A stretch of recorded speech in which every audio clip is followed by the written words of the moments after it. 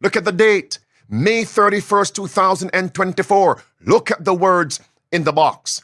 In a resounding call to action, the 77th World Health Assembly has recognized now climate change as an imminent threat to global health. Do you see it now? The climate crisis is a global health crisis. May 31st, I'll give you another, lest you think that's just an anomaly. Look at the date on top, underscored red, June 1st, 2024. Look at the last paragraph. Do you see it, my friends? Tedros, the WHO Director General, highlighted, watch now, the WHO shift in focus towards climate health action. Let me explain. For the past several years, the WHO, and it makes sense, World Health Organization, the principal focus was on combating health crises, but now they have pivoted. A shift in focus. What now? Not only on health, but on combating climate crises. You see that, friends? And who began that mantra? The Pope of Rome. And now it's official. They have all voted to accept that slogan. Here is Tedros sounding the mantra. Climate crisis is a health crisis. The climate crisis is a health crisis. Do you see it? Now notice, this is Al Gore actually stating the same. The climate crisis is a health crisis. He says, watch this phrase, the intersection of climate and health is what we need to address. Don't forget that phrase. You'll hear it from several other people, which confirms that they are reading from an actual script. And who is the script writer? The Pope of Rome. It's all a drama with eternal consequences.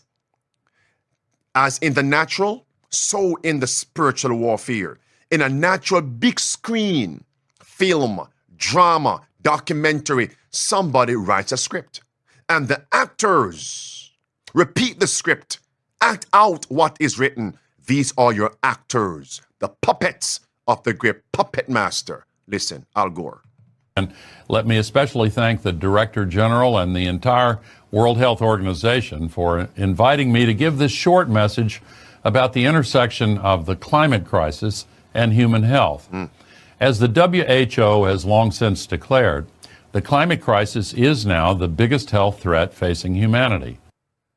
Do you see it? Now, here is John Kerry's daughter, Vanessa Kerry. She also said, the climate crisis is a health crisis, and she mentioned the intersection of both.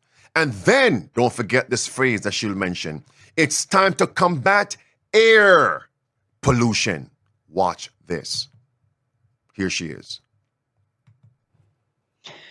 Well, I think we have learned with great understanding in the most recent years that the climate crisis is a health crisis.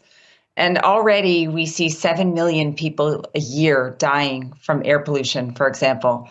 That's more than we saw in the entire COVID pandemic over 3 years.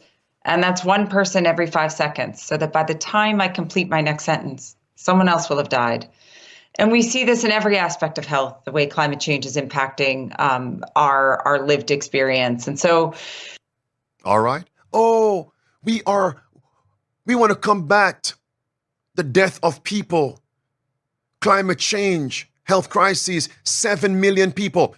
And yet they will spar, laugh, chuckle, embrace Mr. Bill Floodgates, who said it's time to reduce the world's population by 10 to 15%.